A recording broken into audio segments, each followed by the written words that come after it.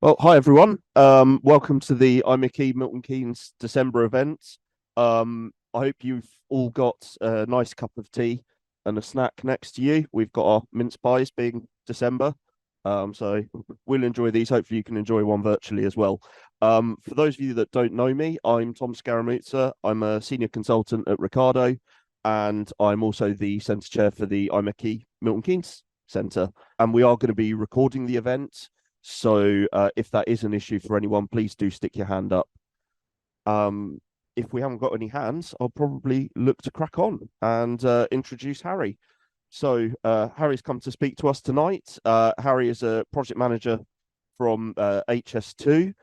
He also has worked previously in the Treasury, and both of us have worked within Network Rail, as we were reminiscing on earlier, but I'm sure we'll catch up about that later. For now, I'll just hand over to you to talk about your project and what you're doing on HS2.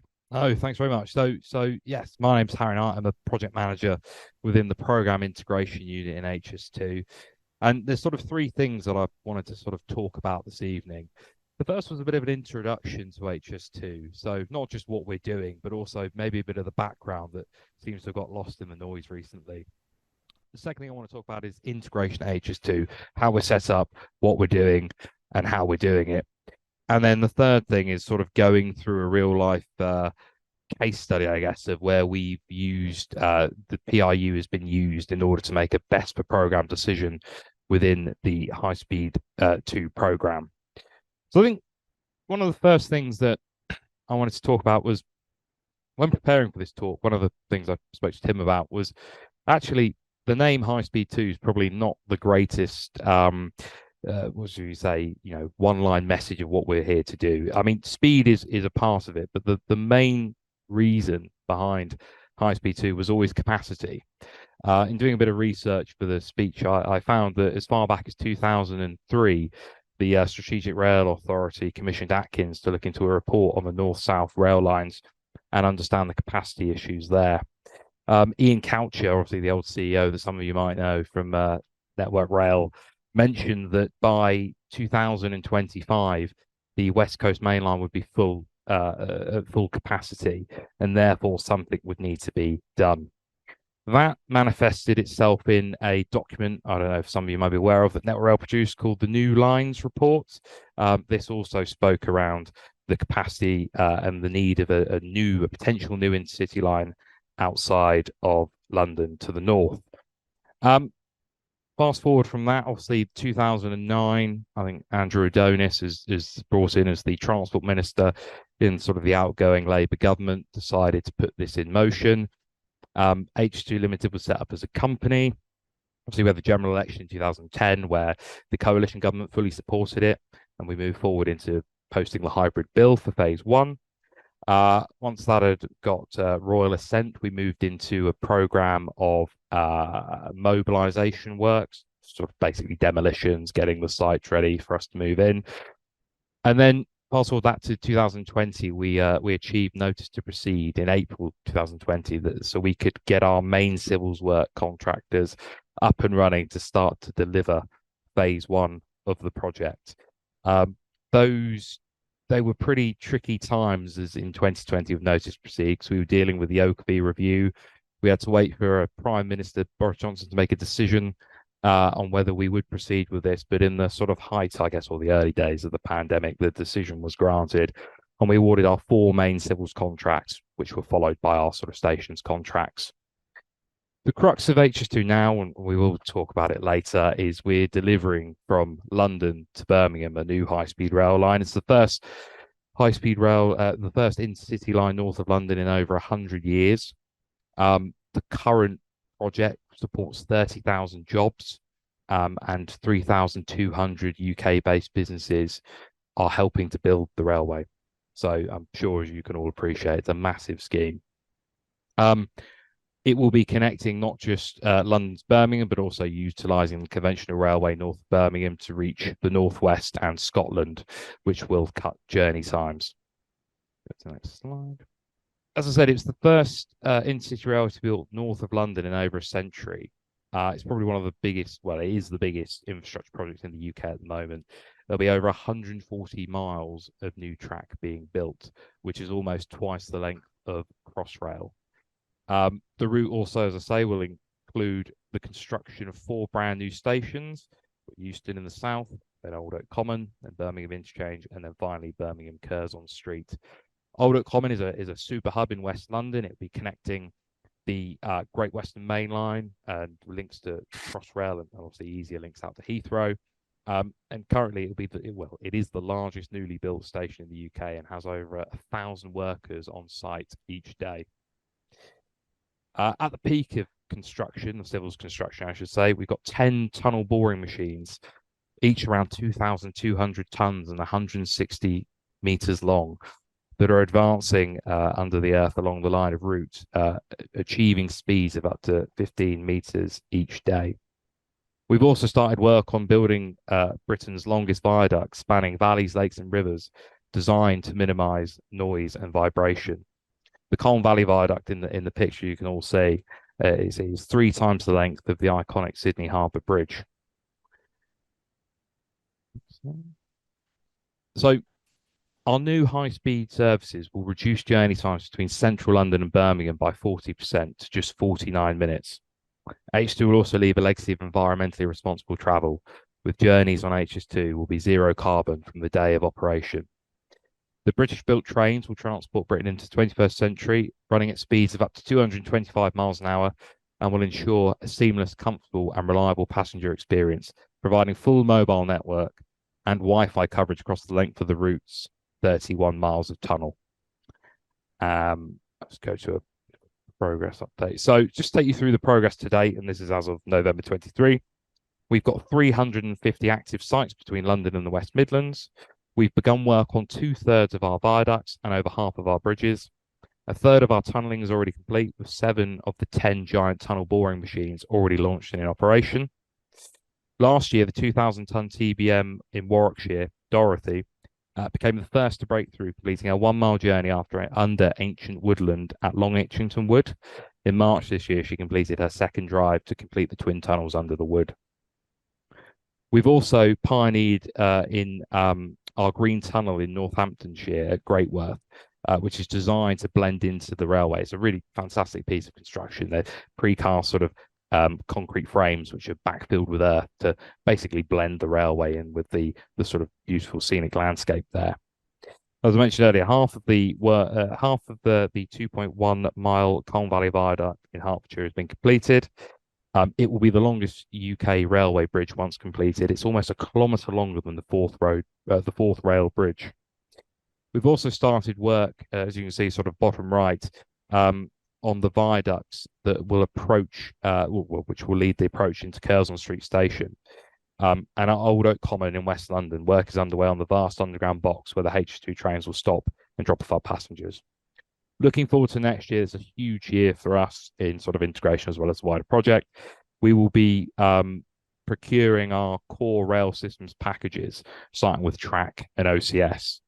We've already got preparatory work underway at Washwood Heath, outside Birmingham, ahead of the appointment of our delivery partner to build the new H2 depot and control centre.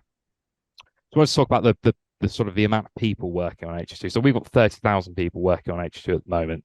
1,300 of them are apprentices, and 3,800 people that were previously unemployed have found work on the project. I think, and you know, I'm willing to stand corrected. I think at the peak, the London Olympic Delivery Authority had 12,000 people on site. So it's sort of, you know, over double that, which just shows how vast a project it is. I just wanted to make a sort of brief point on cleaner construction. Obviously, the transport industry is now the UK's biggest single polluter, which accounts for 24% of total carbon emissions. New high-speed rail lines are crucial to reducing the figure and help the government reach its net zero carbon emissions target in 2050. So obviously, we know building things leaves a carbon footprint, but in the context of this project, building HS2 plus its 120-year design life are less than 1 month's road emissions in the UK, which is, you know, pretty striking. I just want to talk about the Green Corridor as well, which is one of the most environmentally, it's the biggest environmental project in the UK as it stands. It aims to be one of the most environmentally responsible infrastructure projects delivered into the UK. Building stuff like the Green Corridor is absolutely core to that. It will have space for over 120 new habitats along the line of routes. Habitats with, ranging from trees, grasslands to species such as newts, reptiles, and bats. To put this in context, there's 33 square kilometres of new and existing wildlife habitat, equating to 4,600 football pitches, which is an increase on around 30% compared to what's present now. So I find that very difficult saying all the corporate stuff. I think we're getting to the more interesting stuff now. So obviously it would be remiss of me to come here and not talk about the events for the 4th of October, the government announcement, events that none of us were prepared for. And Sir John Thompson, our new executive chair, said that at the Public Accounts Committee. So I'm not saying anything out of school there. We've got a huge issue, and we will have a huge issue in the new year looking at this. We've identified so far 4 key areas that we really need to focus on in the new year. And basically, we need to be alive to the advice or the decisions given to us by ministers. The 4 key things are rolling stock, the safeguarding around phase 2A and phase 2B, the southern terminus at Euston, and the connection at Handsacre. I'll sort of go through in a bit more detail of this. So the rolling stock. So as we the strategy for the procurement of the rolling stock as it stood was we were going to have a mixed fleet. We were going to have they call them conventional compatible gauge trains that would come from our network and go onto the West Coast Main Line and connect up to they were going to go the Y shape, so East Midlands, and then up to Manchester and through to Scotland. And then we were going to go for the sort of European GC gauge trains, which would just operate once phase 2B was being built. And they would go obviously from our sort of London terminus, but stay on our captive network. Obviously, that is sort of up in the air now. We'll have to review that, and we'll have to take advice from ministers when they've sort of got their head around the problem in the new year, hopefully.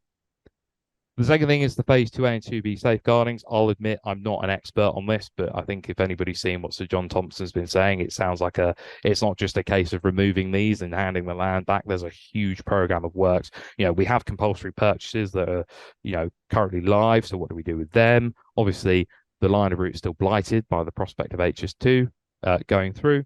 So we've got a real problem there, and I'm sure, we'll get some sort of more certainty on that in the new year. As I'm sure you're aware as well, in the southern terminus, Euston will be built, but it won't be built by HS2. So we need to understand what that means for us. At Old Oak Common, we've got the southern tunnels that would be linked from Old Oak Common down to Euston Station. It's understanding what needs to be done in that area, what needs to be done to sort of enhance or sort of protect. They'll make passive provision probably for the delivery of Euston by a separate entity. So we really need to understand what's going on there, and again working with the government to understand that.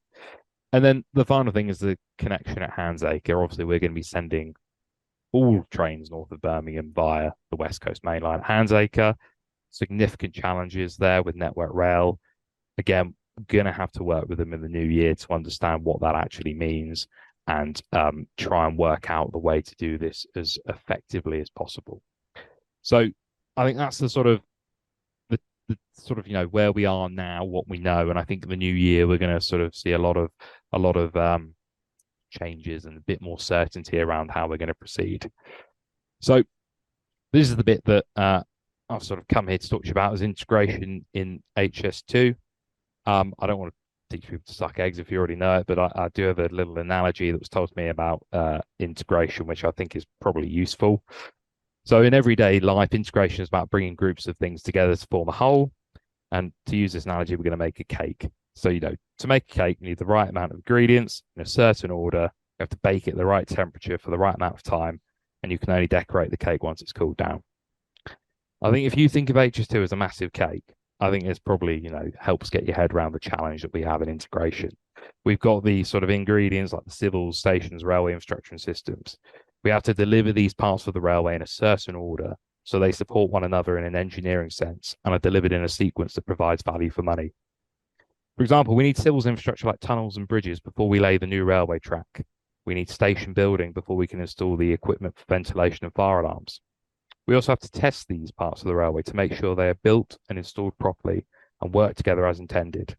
We also need to ensure that we have the evidence of these tests available to achieve authorization and to bring the railway into service. In summary, the ingredients of HS2 railway need to be the right quality, put together in the right order, by the right people, and tested by the right processes before they're ready for use. And once we've done that, we've got to do that all within an agreed budget timeframe. The job of integration is only done when the first passenger makes the first journey on a high-speed train between Birmingham and London.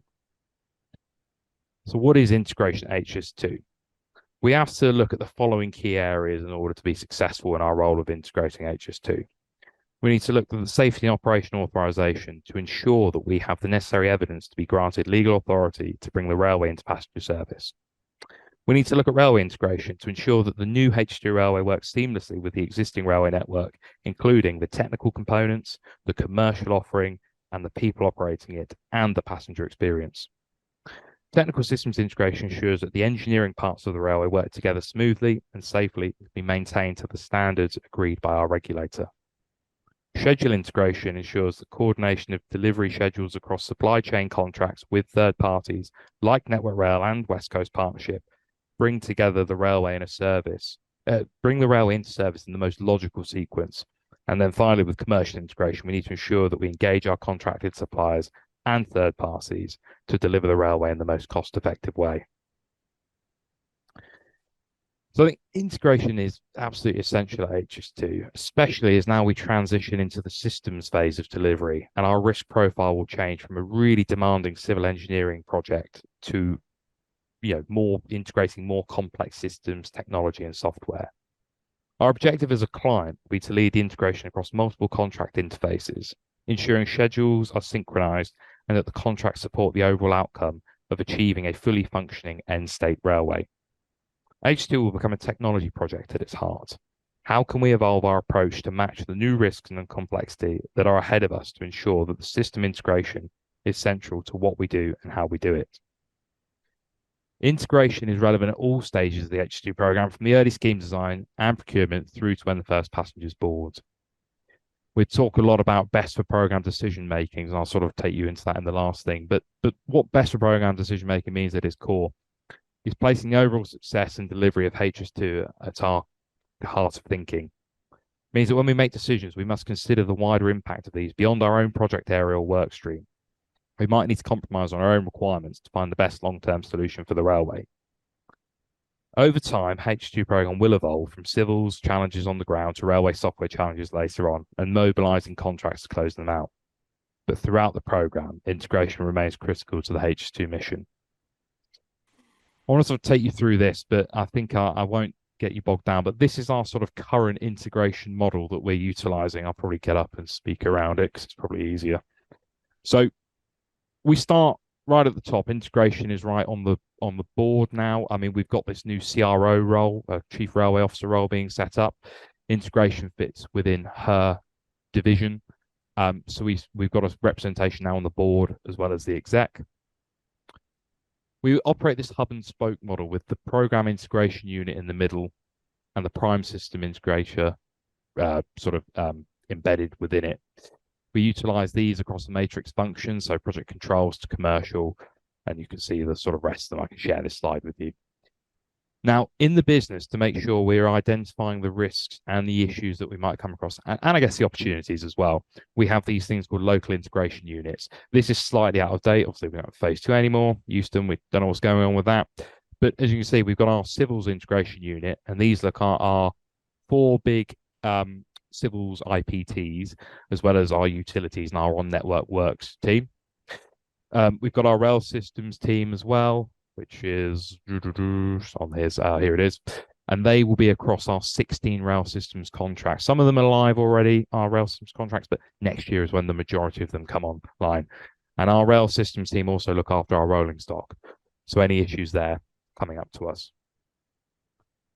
We've also got our outside sort of influence here. So, we work really closely across integration with the RR through our system safety, security, and interoperability team. We work with the DFT through our internal sponsorship team. We also work with Network Rail, West Coast Partner, and sort of the assessment bodies and other stakeholders. And a local integration unit is usually made up of delivery, program controls, commercial, and then a PSI, Prime System Integrator Lead, who is usually the technical expert on sort of, technical issues. I think I'll probably go on to a bit of a case study now of where we went across. So this is, I'm sure all of you who have used the Crossrail or Liz Jubilee line are aware of platform edge protection. So the doors for stopping, customer or passengers get in contact with the train. We were asked to make a best for program decision as to whether they were still required to be delivered. We were asked to lead on this because platform edge protection systems go across various contracts. We're looking at the rolling stock, we're looking at actually West Coast Partner, we're looking at our stations contracts, and we're looking at our sort of systems contracts as well. And we're looking at the end state as well. Our infrastructure manager is going to have to operate these and maintain them once we move into a revenue railway. Following sort of an initial risk assessment, I think it was around 2012, it was concluded that Peps would be needed across all stations on the H2 railway. So I'm only focusing on phase one here. This was the assessment. So Euston, Curzon, and then the two throughs at Old Oaken Interchange. It said that we would need platform edge protection systems. Obviously, the legal requirement is that H2 must undertake a risk assessment under the common safety method on risk evaluation and assessment, so probably more commonly known as CSMRA to you all, and demonstrate that all identified hazards and associated risks are controlled to an acceptable level. And Peps was seen as a way of reducing the platform train interface risk. So the reason we were asked to come in and review this scope or requirement was because a number of factors changed by the initial requirement for these to where we were in April of this year. So this was obviously a decision made before what was happening with the government announcement. So the decisions that had changed, the factors that had changed when we were looking into this was that we'd had revised passenger number estimates. They'd actually been revised downwards. The initial risk assessment that we had that we needed these was based on 368,000 passengers a day. That was revised down to 311,000. So we were considering whether a reduction in passenger numbers still meant that the Peps requirement was valid. We also, due to the fiscal settlement we had, now this is the fiscal settlement prior to the decision the government made, we were understood that Old Oak Common would be acting as a terminus for a significantly longer period of time. Now, we'd always planned for Old Oak Common to be the initial, the sort of the first station open that would take up to Birmingham. We always knew Euston would come a bit later, but the time difference was quite stark. So we looked at whether we would still require platform edge protection in Old Oak Common from the outset, or whether it would be more cost effective to come back once Euston's open and install them at a later date. We'd also been in receipt of some sort of commercial information about a new revised cost estimate for Peps. And then we looked at two other things that had changed. So one of them was we were asked whether Peps would still be required if we reduced the number of trains running. So we were looking at, I think we were looking around 18 at the start of the assessment was made. We looked at moving that down to 10 trains an hour. And the final thing that changed was the rolling stock changed its configuration from 10 doors to 16 doors. So seeing whether that had a impact on the risk. So I'll just take you through the sort of Allar model. So H2, we have to, well, like everywhere, must demonstrate the design of the railway is safe to go into operation. The acceptable level, as defined in UK case law, is that risks are reduced to so far as reasonably practical, sometimes known as Allar. So when a specific safety measure is being evaluated, this is normally supported by an Allar cost-benefit analysis, which evaluates the sacrifice of implementing the safety measure against the benefits or disbenefits that the safety measure may impose on the system. So to avoid having to make this sacrifice, us as the duty holder had to show that it would be grossly disproportionate to the benefits of risk reduction that would be achieved. So the disproportionate factor that we were operating on, that we agreed with our assessment body, was 3. Therefore, if it was 3 times more expensive than the benefit it provided, we wouldn't be seen to have to install them.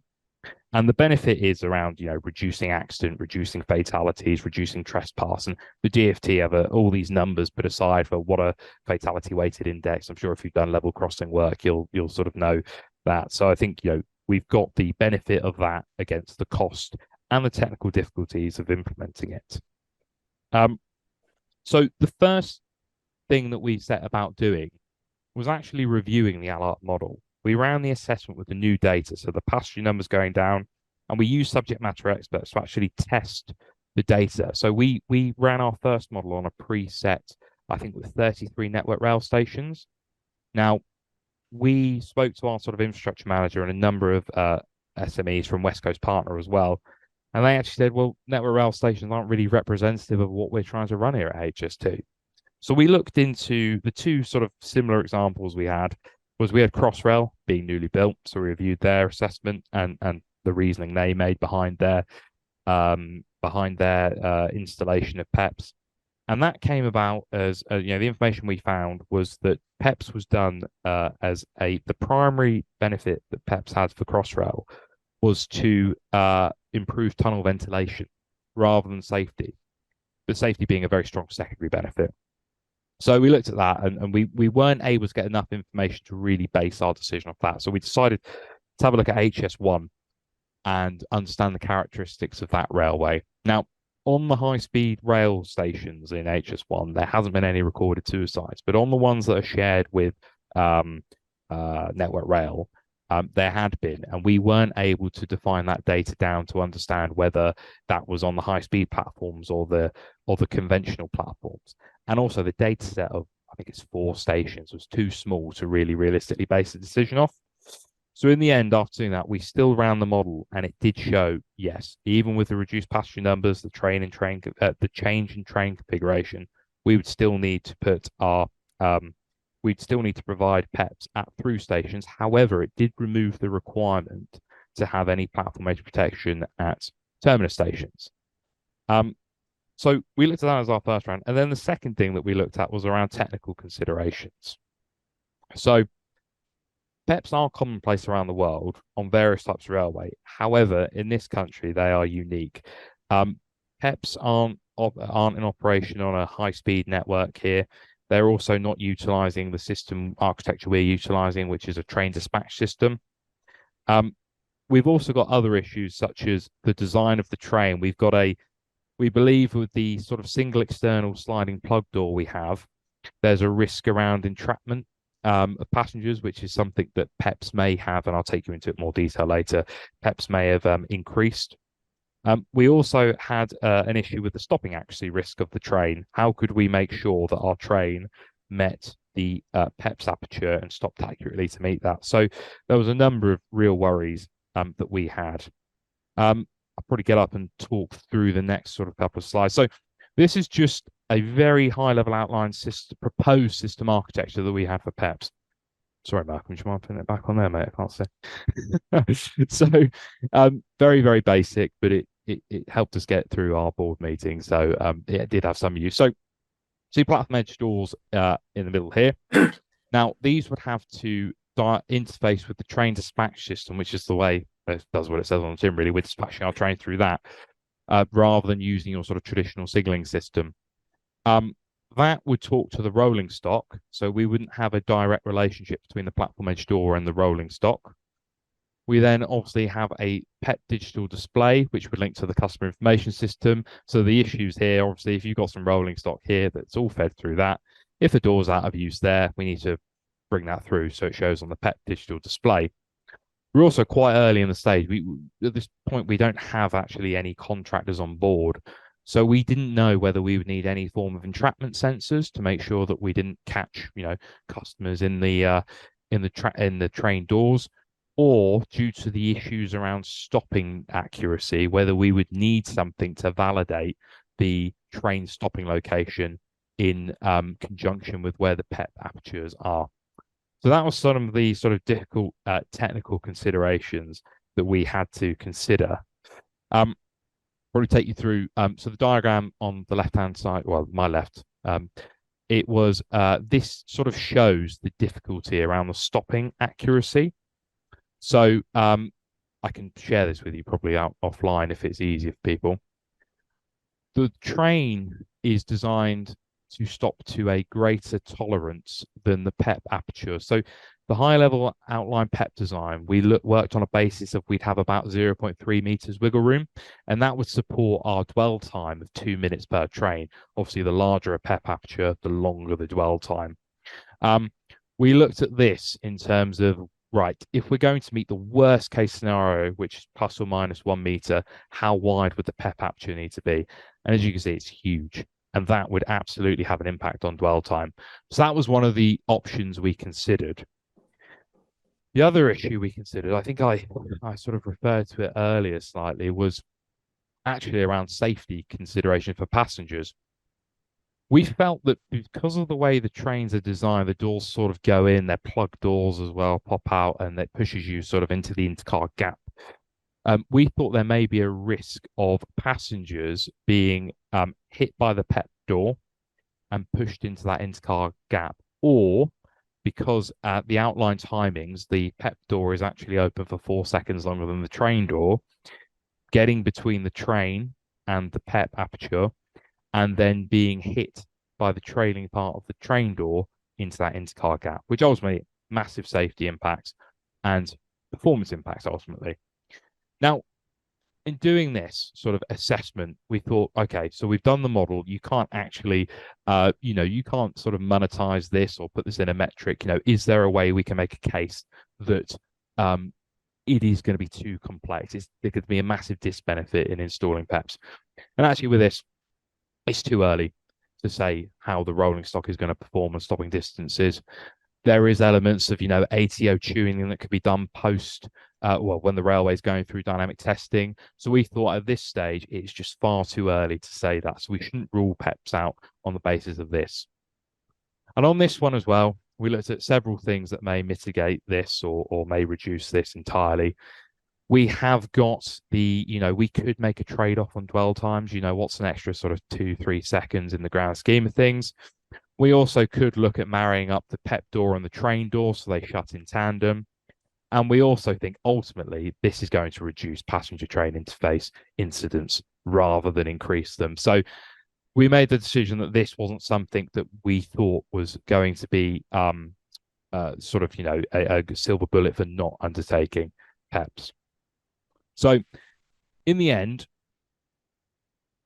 our decision that we made to the Systems Integration Authority, which is our executive board, was that we do proceed with the procurement of a PEP system. However, we remove them at terminus stations, so we're not having provision for these in Euston or Curzon Street because the safety data deems it disproportionate.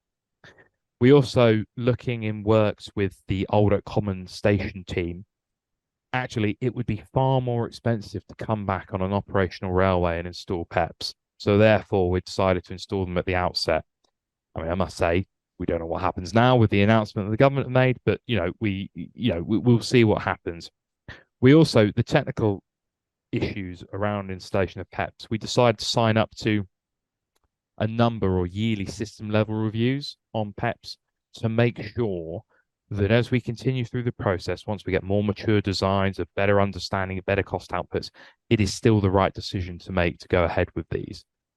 We don't want, we are aware of the fact that things change, and we did make a really key point of emphasizing that the data is just too immature not to install them yet.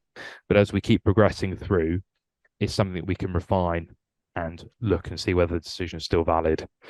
I think that's me done now. So I'm more than happy to take any questions. If I can't answer them, then I will try and find somebody tomorrow that can. And yes, thank you all for having me. I will hand over to Tim in a second, but I just wanted to say thanks for coming along. Thanks to all of you in the room for coming along, and thanks to everyone online as well. Okay, in which case I will look to do a Martin Brundle style pick walk over to Tim to give the vote of thanks. Harry, thank you very much for coming along tonight to give us that talk. well done navigating the politics of the 4th of the 10th.